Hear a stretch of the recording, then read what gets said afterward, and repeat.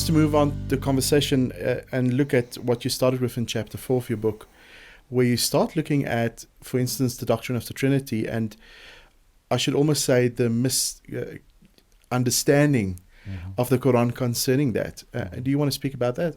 Yeah, well, see, what I was doing in the book, I think it's pretty obvious. I'm not revealing anything untoward here, but I utilized the Quran as the organizing principle to address the key issues that separate Christianity and Islam as a whole. And by using the Quran, I'm addressing, the foundational document of Islam at the same time. But it's more of a organizing tool than anything else. And so most of my debates that I have had with Muslims over the years have focused upon the key issues of who Jesus is, the nature of God, and the gospel. I mean, those are the key issues that we're dealing with in talking with Muslims. And so it's, to me, a rather clear reality that the author of the Quran had a fundamentally flawed understanding of what the doctrine of the Trinity actually is. There is no evidence that I can find that the author of the Quran had ever been accurately instructed on the subject. And hence, the refutation of the doctrine of the Trinity that is plainly being attempted in the text of the Quran, primarily in surahs 3, 4, and 5. That's really the focus. There's a couple other places, but surahs 3, 4, and 5 are the epicenter of the apologetic of the Quran against the three, and it never uses the term Trinity. Yeah, for sure. The Quran uses the word three because the Quranic author plainly believes that the doctrine of the Trinity is tritheistic, that there are three gods.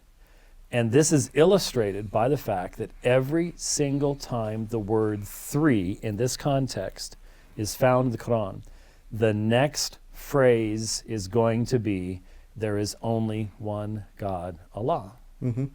So if every time you say three, you then say, there is only one God, Allah, what you're saying is, do not say there are three gods. Absolutely. I mean, this is just absolutely necessary for these words to have any kind of meaning at all. And so I then ask the one question that no one wants to seem to want to address in fullness, and that is, does the Quran ever identify the three? We can assume Father, Son, and Spirit. We have that background. But does the Quran ever identify the three? And it does. That's in 5:116. In Surah 5:116. Yeah. It does. But the problem is the three that it identifies. And I don't like to just jump straight to Surah 5:116. If you can trace, in fact, it's fascinating. I did a debate in London with a sharp young Muslim man. And the thesis was, does the Quran misrepresent Christian belief? Because if the Quran is the eternal word of God, then whether a Muslim understands the Trinity or not doesn't matter. God does. Yeah, exactly. God gets it, and so even if it's wrong, God understands it, and he can respond to it. And he can refute it accurately. But if the Quran misrepresents the doctrine of the Trinity, then clearly the Quran is a human-authored document. Absolutely. In opposition to its own claim. And so in this debate, we went through Surah 5. We're walking through it very carefully.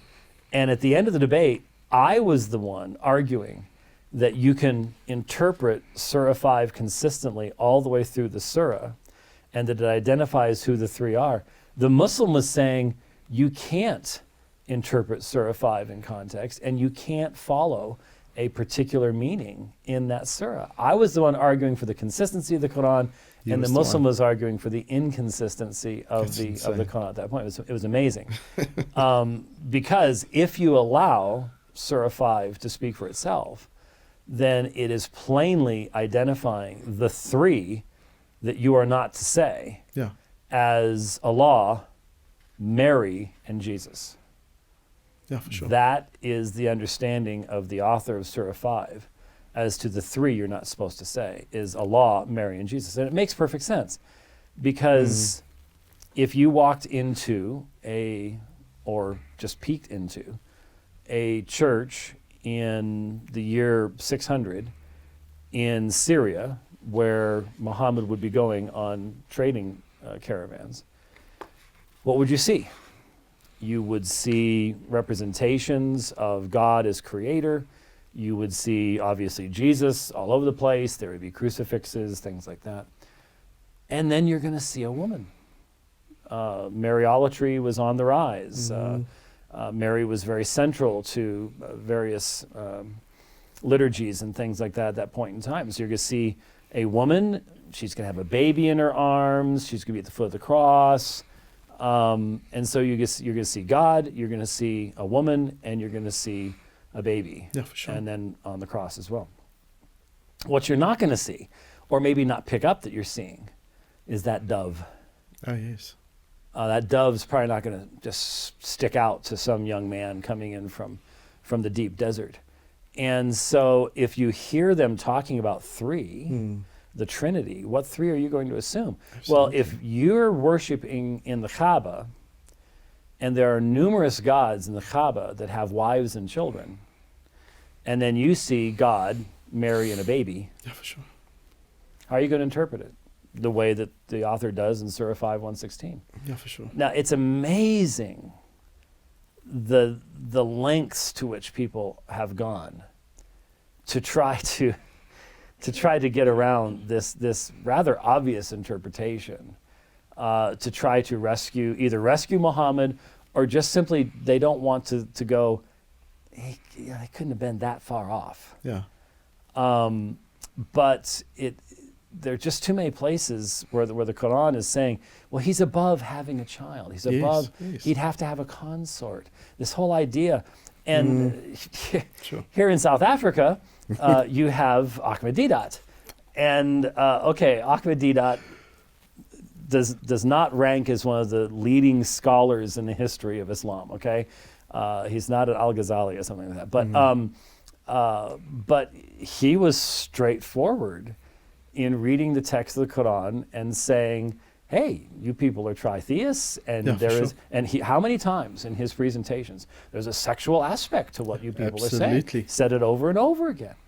A lot of Muslims in America want to try to stay away from that as much as possible, but not so much down here. I mean, absolutely. You still get. You might hear it again this weekend. I might. I definitely might.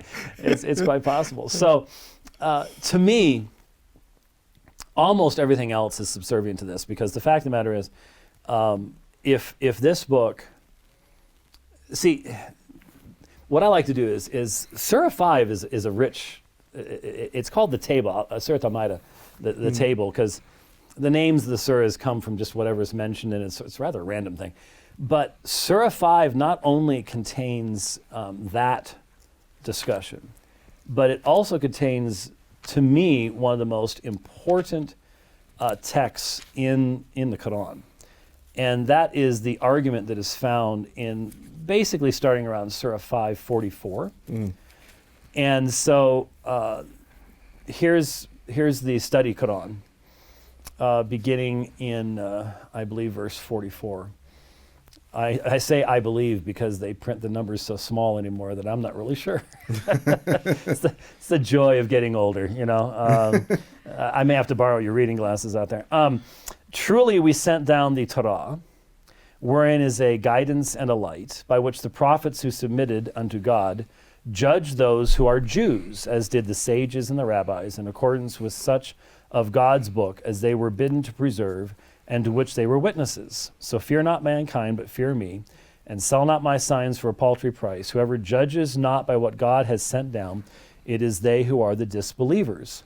And therein we prescribe for them a life for a life, an eye for an eye, a nose for a nose, an ear for an ear, a tooth for a tooth, and for wounds retribution. But whosoever forgoes it out of charity, it shall be an expiation for him. Whoever judges not by that which God has sent down, it is they who are the wrongdoers. So, some people will say, well, there's a quotation from the Old Testament. It's the Lex Talionis. Yeah. That's a quotation. The funny thing is, I often ask my audiences, how many of you know exactly where that's found in the Old Testament? And almost nobody ever knows, because we've all heard it orally. Yeah. And I think that's how he heard it as well. It was oral transmission. And the lex talionis had been brought over into Islamic law. And so here's the assertion: the Torah was sent down, was given to Moses by God. So there's the first step in the chain. Then, and in their footsteps we sent Jesus, son of Mary, confirming the Torah that had come before him, and we gave him the gospel, wherein is a guidance and a light, confirming the Torah that had come before him as a guidance and an exhortation to the reverent. And so the first link, you send the Torah down to Moses. Now Jesus comes along and he confirms what came before, but then he receives the gospel. So you're building a chain here. And then here's the important verse, verse 47, Surah 5:47. Let the people of the gospel judge by what God has sent down therein. Now, I am not a Hebrew, I'm not an Arabic expert, but I had a native-speaking Christian pastor from Syria as a tutor for a number of years. And one of the things that we did is we looked at this passage. I said, now look, when it says, let the people of the gospel judge by what God has sent down therein, the Arabic term is fihi. What does that refer to? Yeah, for sure. And it refers to the gospel. We are to judge by what is found in the gospel. Now this is very, very important, because then it repeats, whosoever judges not by that which God has sent down, it is they who are iniquitous. And we have sent down unto thee, Muhammad, the book and truth, confirming the book that came before it. So this is a chain. And so you've got Torah, Moses, then you've got gospel, Jesus, confirmation, and now Quran, Muhammad, confirmation. Yes, well, so what you're saying is, just for the audience to understand, the Quran is calling upon the Christian scriptures, the gospel, to stand in judgment of what is written in the Quran. I would, when it says, let them judge what? Exactly. I try to be very, very careful at this point, because I think this is one of the most important sections. I do not want to overstate what it's actually stating. And what's interesting is I've gotten minimally 4 different interpretations from leading Islamic apologists as to what Surah 5 is all about. So they don't have a consistent response to this either, to be perfectly honest with you. So I try to be very, very careful. I think that the fairest reading is that the Jews are supposed to judge themselves by what they have in the Torah, the Christians by what they have in the gospel, and now the Quran is being sent down, and I just don't think that as yet it has been exalted to the status of it's going to be the worldwide judgment of everybody, blah, blah, blah, blah, blah. I think what you have here is Muhammad creating a chain of authority that props his authority up. And we tend to be dealing with people that are looking anachronistically back at it, where the supremacy of Muhammad has already been developed. I think in the lifetime of Muhammad, this is Jews, you judge by the Torah, Christians by the Injil, and you all need to see that God is doing something new in me. And since you all accept that in that way, then there should be acceptance in me. That, I think, is the fairest reading of the text. But what it means, no matter how you slice it, parse it, stand on your head and spin in circles, is these words would have no meaning in the days of Muhammad if the Injil, the gospel, still did not exist. Yeah, for sure. If it had been lost, if it had been corrupted, if it was no longer available to mankind, these words make... How can the people of the gospel judge by what's contained therein if they don't have it anymore? Yeah, for sure. Very good. So it's very plain to me that the author of the Quran believes that God, it says right there, sent down the Torah, light and guidance, sent down by God. Gospel, light and guidance, sent down by God. And they still exist. He's simply saying there's something new. Yeah, for sure. And it's only in later generations that you get this idea that this something new means that what came before has actually been corrupted, it's no longer viable, it's no longer useful. That was not, at least at this point, the concern in the development of Muhammad's theology, what he's really trying to present. So what makes this so important is that Muslims, of course, assert that the Bible has been corrupted. Yes. And this comes up in pretty much every single debate that we have. Yeah, for in sure. some form or another, it's going to come up in every single debate that we have. And the problem is that if this is from God, then these words had to have had meaning. Yeah. And that means the gospel existed in the, let's say around the year 620, let's say 625, just for a good guess. Around the year 625, it's still in existence. Well, do we know what the New Testament looked like in 625? We certainly Absolutely. do. We have entire manuscripts of the New Testament that long predate 625. So if you're going to say that it's been corrupted, it's been changed, then you have to explain what Surah 5:47 actually means. And that's why I say I'm surprised that I've gotten such inconsistent responses from individuals on this particular issue. And that's smack dab in the middle of the same section that misrepresents the doctrine of the Trinity. Yeah, you're right. So Sure. to me, what this demonstrates is that the Muslim needs to deal with the reality that the text that he is basing everything upon is a very human text. Sure. It's not been written on a tablet from eternity past. It's not uncreated. And getting a Muslim to even be willing to critically analyze for a moment the possibility that the Qur'an might not be what they've been taught is actually very important in the proclamation of the gospel. Absolutely. Because unless you make that step, then you're never going to be able to hear the cross, the resurrection, the centrality of the things, because the Qur'an says it never happened. Yeah, the for Qur'an sure. says, well, in 40 Arabic words, says there was no crucifixion. So Yes, and that we look at. there you go.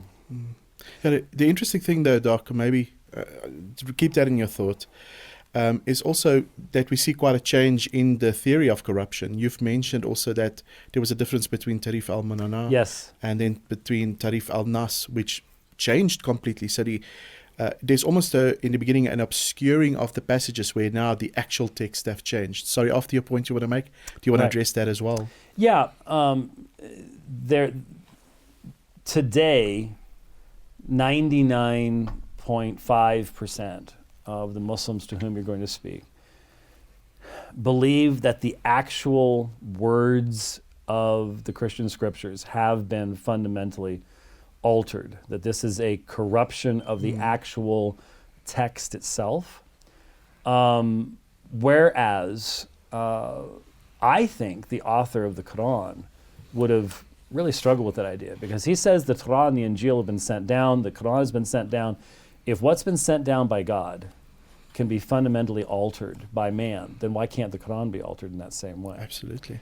And so down through Islamic history, there were two streams. There were those who said that the corruption of the Torah and the Injil was in the interpretation of those words, not in the words themselves. And then there was another stream that did assert the actual fundamental changing of the words of the Old and New Testaments, is what we would call them. In 1864, a book was published in India. Itzar al-Haq, the establishment of the truth, the confirmation of the truth.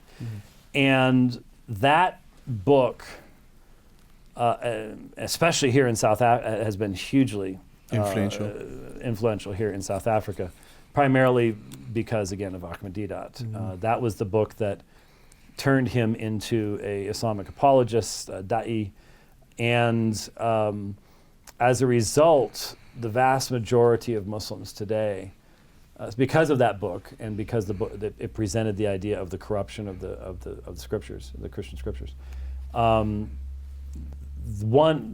of those two streams has pretty much been turned off. And the other has become the predominant understanding amongst Muslims from an Indian written book in 1864.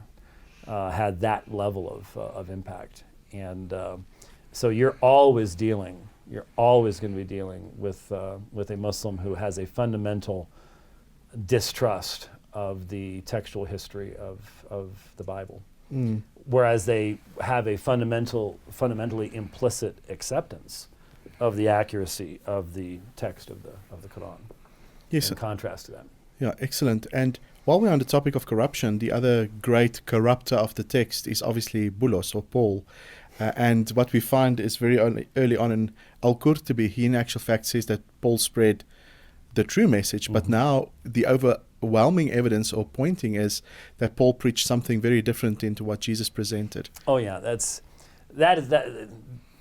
I mean, there is the reference, the possibly vague reference in the Quran to those preachers that some people identified as including Paul, but the idea today is that Paul was just the bad guy. He was. There is a deeply anti-Pauline rhetoric amongst Muslims. Some have taken the time to read a lot of anti-Pauline literature, and there is a lot of anti-Pauline literature out there. Sadly, they don't seem to have taken the time to read any of the positive Pauline literature. But yeah, Paul's the big bad guy. He's the one that's Jesus just simply tells people to be Muslims, and Paul comes along and changes everything and turns Christianity into something different. It is strange that the Quran actually says that the true followers of Jesus would predominate over anyone else. Oh, absolutely, and yet yes. If you turn into the anti-Pauline perspective, then that section of the Quran doesn't make any sense. No, that's sort of 355, isn't it? Yeah, 355. Yes, that's what it says. When he said, "O Jesus, I shall take thee and raise thee unto me and purify thee of those who disbelieved, and place those who followed thee above those who disbelieved until the day of resurrection." Well, the day of resurrection is yet future, according to this. Sure. So you would think. I think I've heard some people try to interpret that as a future fulfillment. Future fulfillment, and the idea being that true followers will become Muslims. Yeah, for sure. In that text. But anyway, yeah, there's a strong anti-Pauline polemic that is out there today, and there are a couple really good books. Paul, Apostle, The Heart Set Free by F.F. Bruce, and some others that I would recommend that Christians read, just to be aware. I mean, that's not a particularly polemic book, but just be aware that within what is broadly called Christian scholarship today, it's just a massive amount of nasty material against Paul. And you would consider David Wenham's "Did Paul Get Jesus Right?" I haven't read that one. That is a pretty solid resource where he shows that Paul didn't get Jesus right. Yeah, that is a very good didn't book. get Jesus wrong. Yeah, absolutely. Okay, I thought you were saying right. You have to enunciate just a little bit better. I think the first title of his book was exactly that. Did Paul get Jesus right? And then the second book is more a scholarly book where he says where he speaks more on Paul in actual fact preached exactly what Jesus said. Well, I think that's a highly defensible position. Absolutely. But unfortunately, it's not something most of us spend much time thinking about, because we're not dealing with people that would be questioning Paul's authority. Yeah. Though, I'll take that back. In the social context which we find ourselves today, there actually is more of that. Yeah, for sure. Far more than we would like to see. Yeah, for sure. You also started in the book and you looked at the Jesus of the Quran. And I think a lot of people assume that because Jesus or Isa in the Quran is mentioned, that is exactly succinct with the Jesus that is mentioned in the Gospels. It's just if you almost want to say deified Jesus. Well, obviously the crucifixion also denied. You mentioned that. But what is the Muslim perspective on Isa or Jesus in the Quran? Yeah, I have to agree with a very liberal Muslim scholar who I believe I cited in the book, who made the argument that Jesus of the Quran is not a person. Oh, yes. He's an argument. He's not a person, he's an argument. Yes. The Jesus of there's less than 100 direct references to Jesus. His name only occurs a certain number of times. But only once, for example, does Jesus speak from an identifiable historical location in the Quran. Sure. And that identifiable location is his cradle, which is one of those two Gnostic references to the Arabic infancy gospel. And when in the actual Arabic infancy gospel, he identifies himself as a son of God, not merely as a prophet. So I found that interesting. But the point is, Jesus just floats around and says stuff in the Quran. And there's not even an attempt to place any of this stuff in history. It's fascinating to me that Muslim apologists will question the accuracy of the synoptic gospels and question that the Gospel of Mark could quote Jesus correctly if it's written, 30 years after his death. Yeah. But they believe implicitly that words that have zero historical evidence outside the Quran, that no one had ever heard of before, are directly the citations of Jesus. The inconsistency and incoherence is amazing. But I would simply say, Muslims like to say that Islam is the second largest religion in the world that teaches you to love Jesus. Yeah. You heard that one. Absolutely. Problem is, if all you have is the Quran, I don't think you could love Jesus. He's not a person. The liberal scholar was right. He's an argument. Yeah, for sure. He's an argument for Muhammad's prophethood. He's an argument for monotheism. He's an argument against Christianity, but he's not a person. No, you can't love arguments, despite what people do on Facebook today. you can't actually fall in love with an argument, and so he is not a person. And that's why it's so vitally important to try to get Muslims to read one of the Gospels. I agree. Is because what they have been given in the Quran is utterly insufficient for them to even find Jesus attractive. Yeah, you're right. There's really nothing attractive about the Islamic Jesus in the Quran. There really isn't. And even if you add whatever commentary you can get from the Hadith, you're still going to have such a horrifically deficient understanding of Jesus from those materials that there's going to be nothing that's going to be of any salvific level of attraction at that point. And that's why you have to try to get a. I was in Samara, Russia, not too long ago, driving in a taxi through mountains of snow to where I was teaching, and our taxi driver was a medical student who was a Muslim, and my translator was with me, and my translator has listened to all my debates, and so he knows my stuff inside. He even did the Surah 5 thing, which we just did. Okay. And he asked me through the translator.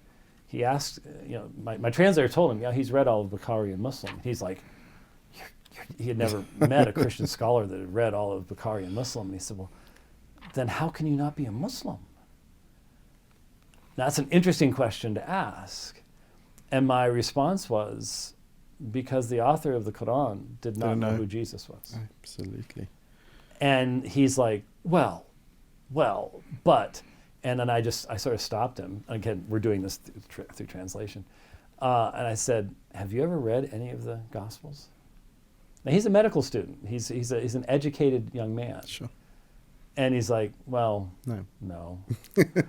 and I was like, so I've read the Quran multiple times. I've read Bukhari and Muslim.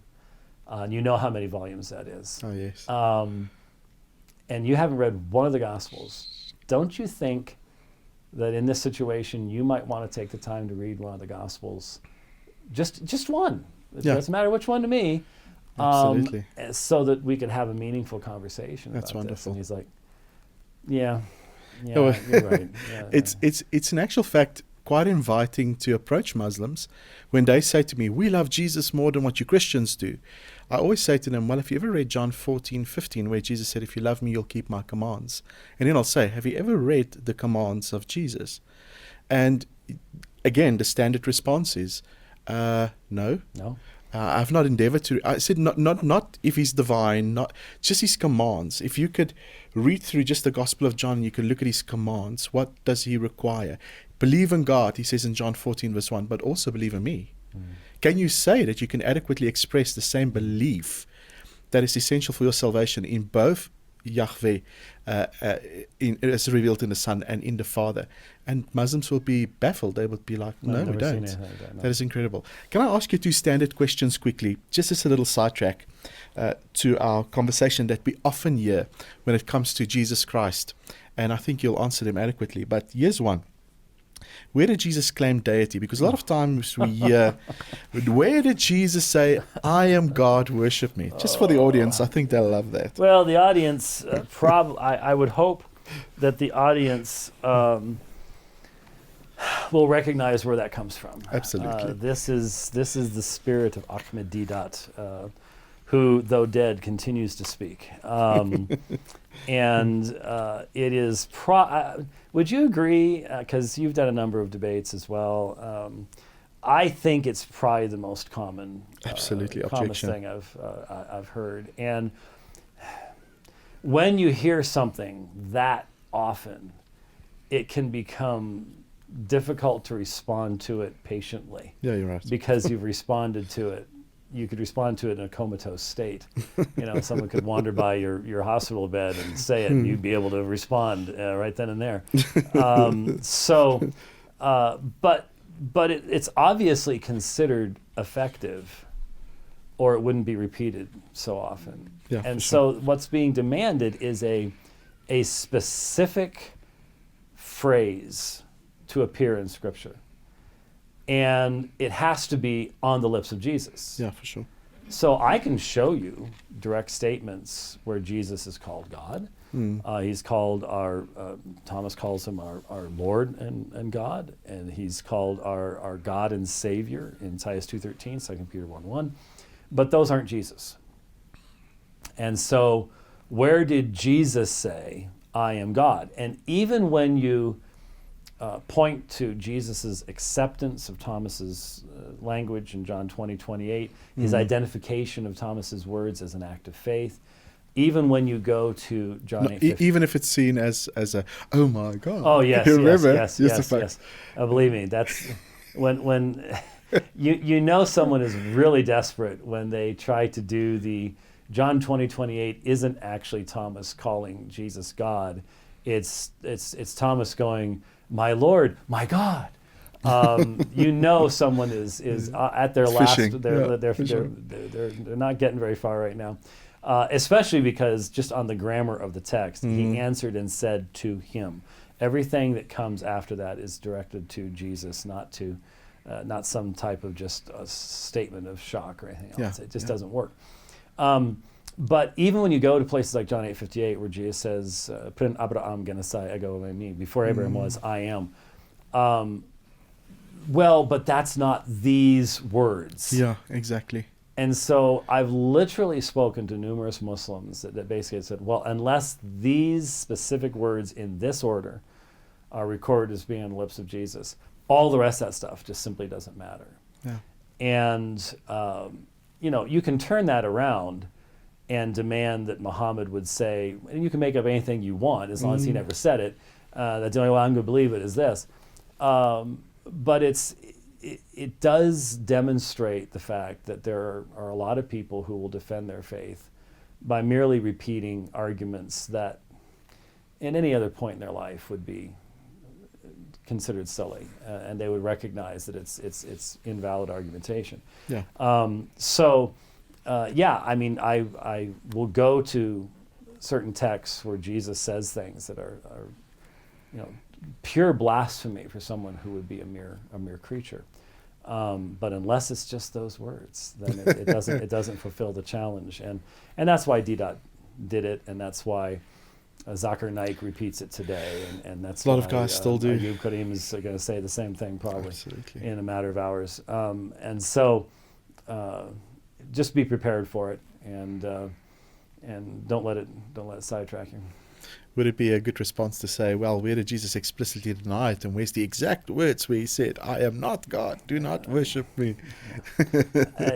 Once you get to that level of conversation, you're probably getting near the end anyway. For sure.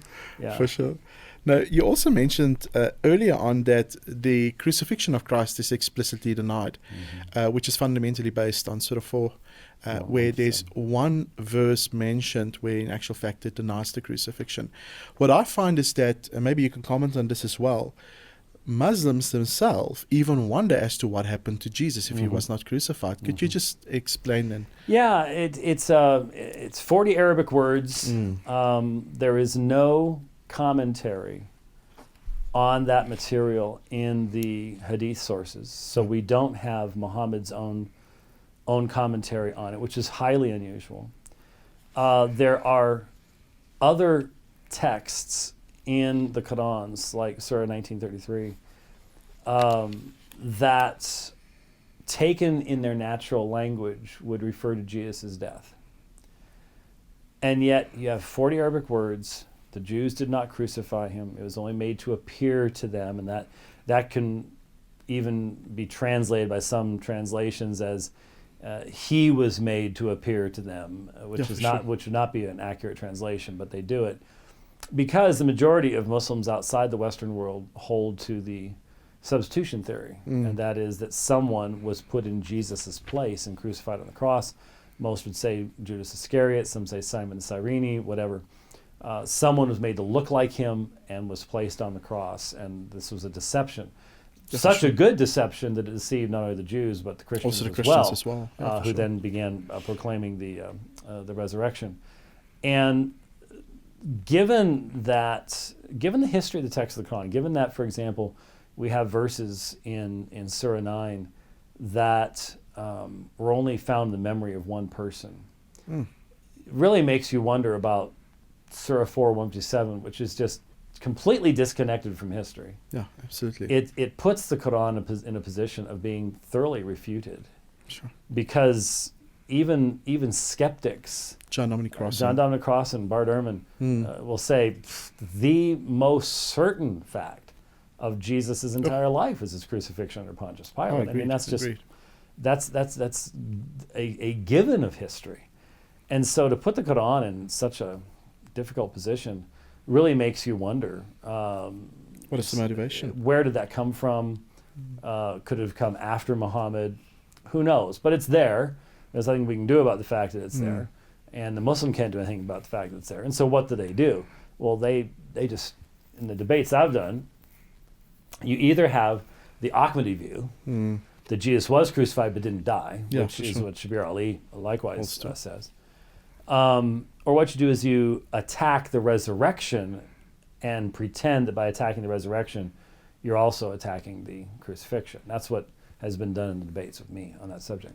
So it's a massive barrier, obviously, that needs to be, often when I speak on Islam, I say, if you're going to write any one verse down, write down Surah 4, 1-7, and be aware of what it says, because any type of gospel presentation you're going to present has to deal with the reality of the crucifixion as to have any meaning for the resurrection. And so it's central to our faith, and so to have it denied by one single verse without any historical context. And by the way, you could interpret the verse as Jesus still dying, just it wasn't the Jews that killed him. Yeah, for sure. I mean, that would be one way. I mean, it says, surely they didn't kill him. Okay, but somebody did. Somebody killed him. So how do you deal with that? So Islamic history, tafsir, the commentary literature, has shown a lot of different interpretations of what that it is. There's a Arabic term, mubinun. It means clear, perspicuous, and allegedly that's what the Quran is. It ain't here. It isn't here. There's a tremendous amount of difference in interpretation at that point. Incredible.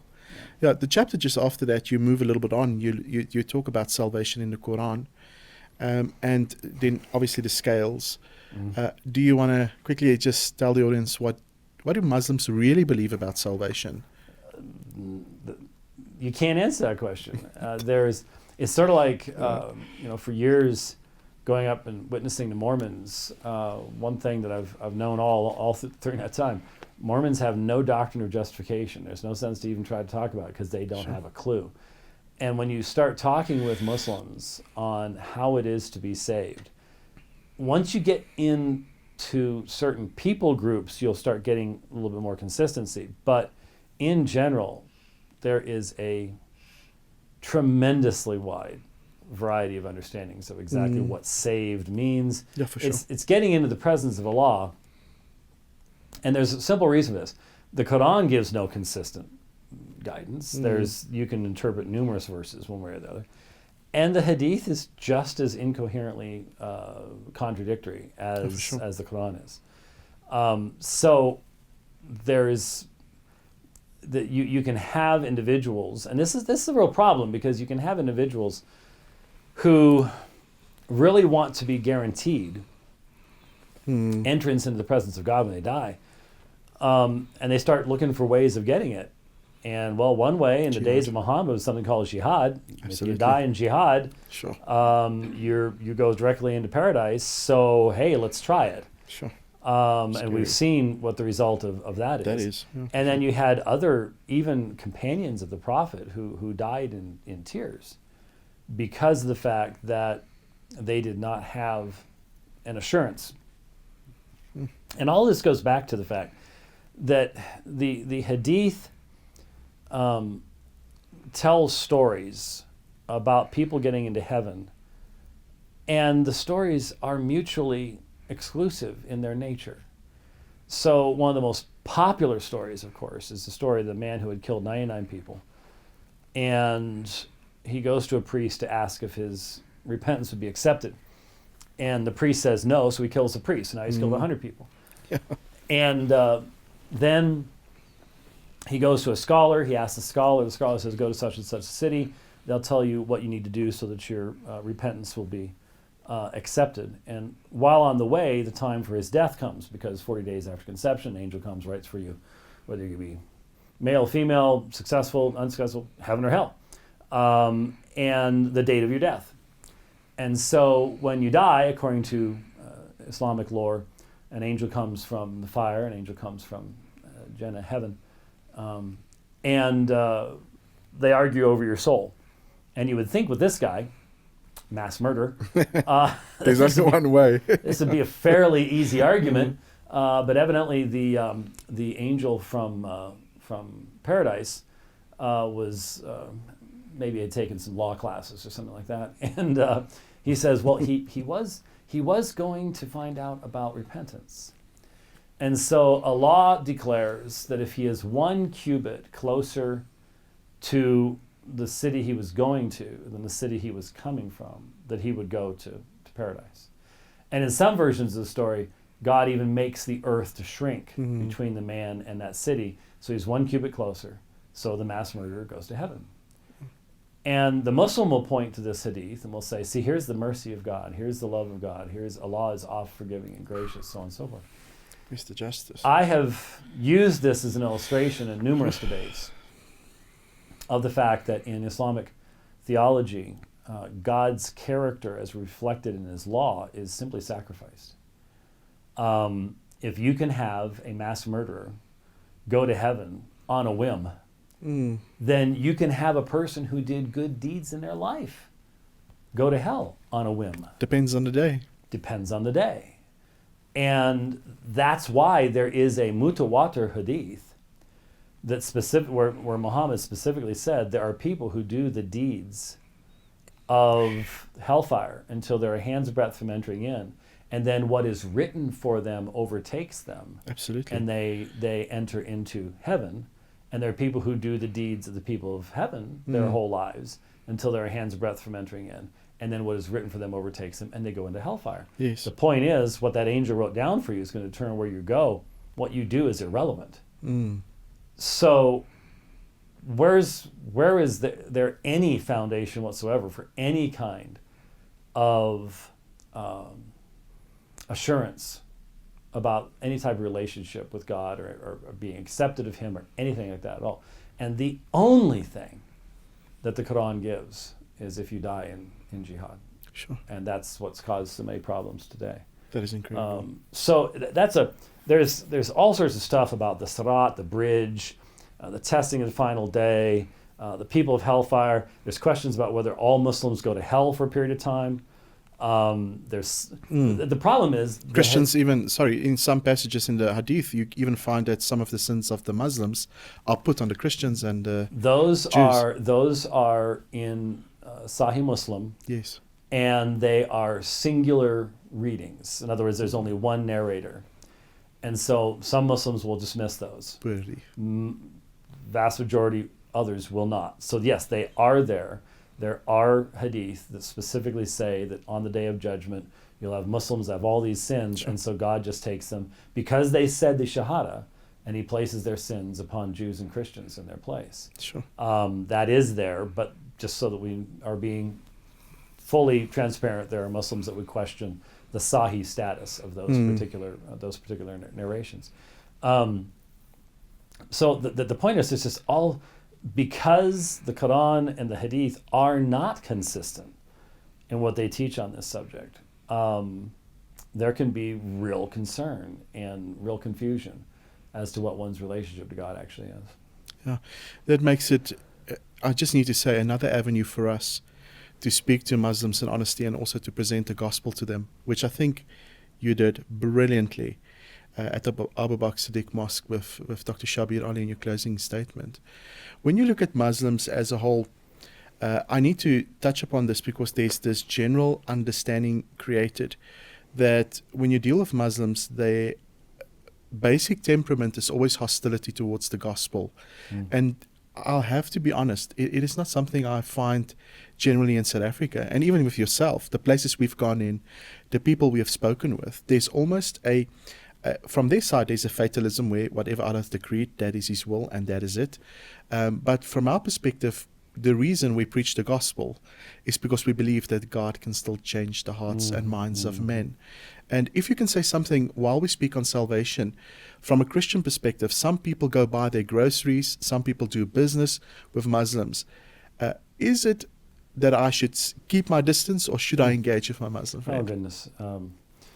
No, when, especially in our secularizing world, where we have to bend over backwards to get people to talk to us about the gospel at all, here you have an entire group of people that are generally open to having gospel discussions and religious discussions, and many of them want to share what they believe with you, and all it takes is a little bit of showing of respect, a little bit of kindness, a little bit of compassion, and you can end up having a wonderful conversation and starting something that may well lead to something of eternal consequence. So at the same time, most of those good conversations are not conversations that only extend over 5 minutes. They might require the investment of some time in getting to know someone and things like that over time. But oh goodness, what they need most are caring Christians that are willing to reach out and to love and to be good witnesses of what Christ has done in their life. Oh, that is incredible, and it's a wonderful opportunity. I think people think that they need to be astute in apologetics before they can reach out. Right. And what I found is that just to take time and just to have a meal, and this is something I've learned from you, is even before you do a debate, is you would go out for a meal. Oh, we try to. You would try to, yes, and just really try to establish a common humanity. And you've been criticized about that. Let me just say this. And I just want to just bring perspective to that, because a lot of people think that the only way to speak to Muslims is to belittle or even to come, we've just mentioned earlier on in an outside conversation before we started the recording, where the polemic against Muslims are geared to offend. And it is something I've not seen from you or John Gilchrist. And it's not that you do not disagree. I've seen you disagree exceptionally well and with the strongest intent against Muslims. But a lot of people would accuse you of being a bit too soft.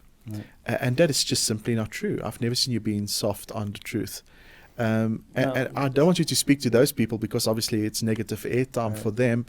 But can I ask, is there a time to do it in a way where you offend rather than to impart? I think there can be some situations where you have to choose who you're going to seek to try to snatch out of the fire. Yeah, you're right. So if there's someone who is leading others astray through their misrepresentations, something like that, and you've got a middle group, and they're listening to both sides, and let's say they're Muslims, but this Muslim is railing against the gospel and misrepresenting so on and so forth, and I can sense that there's a willingness to hear upon the middle group. In a situation like that, I may open the Bombay doors and let somebody have it for the sake of the other people. I have to make that kind of a call. I have to make that kind of a decision. I'm still not you're never going to find me utilizing profanity or utilizing the nasty types of arguments that some people do. They're just meant to offend somebody right out of their socks. But I do have a way of dropping original language terms and a few other things in the process if I need to go into a level of arguments that most of my opponents aren't able to respond to. And but again, that's not your normative situation. Yeah, you're right. You have to have the freedom to make that call if it's needed. There are times when you have to speak very firmly and very clearly, but I can't see how the gospel is ever in any way helped, proclaimed, glorified, beautified by my just letting go with my flesh. Oh, you're right. And going toe to toe with someone who's offended me or insulted me or whatever else it might be. So there are a lot of people who think that you're doing God's work when you see the fact that you're offending people. And the gospel does offend. There's no question about that. Absolutely. But make sure it's the gospel that's doing the offending and not you. Yeah, very good point. Yeah, it's important. Dr. White, I want to thank you for your time and your friendship, and also for being here and instructing us. I just really enjoyed this, but I know this is the first of many. And hopefully next time we can do a few of your other books as well. Okay. Maybe you've written a few when you come back. We never know. Who knows? Yeah, but it's wonderful to have you in South Africa, and it's wonderful to have you here today. Thank you very much.